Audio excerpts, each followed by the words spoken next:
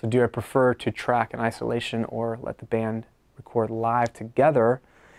If I have the space and the inputs to record a band at the same time, if the band is good, I would opt to track them live together, because it can be a little faster, and you get that subtle mojo of a real performance of musicians together vibing off each other that you don't get individually.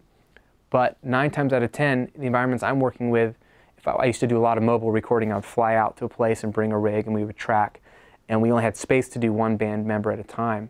So for me, I think that gives you the most control, both in sound, but also in, like, if you're having to think like the producer, if I'm just recording the drummer, I can just think about the drummer. I don't have to think about the drummer and the bass player and the vocalist at the same time, so that I can really think about, wait a second, I don't really love what you're doing in this bridge with the drums. Can we think of a new way to do it? So I can kind of produce and focus on one person at a time. I think in the end, as you bring in the other instruments on top of that, you do get a fantastic performance. So I don't mind, it's called overdubbing. I don't mind overdubbing at all, because it gives you more control. But the more talented the band is, the more live tracking will be beneficial to you. Otherwise, it's really actually making it harder for you if they're not really that great. It'd be actually easier to track them one at a time, and they'd actually deliver a better performance that way. So it just depends on the band.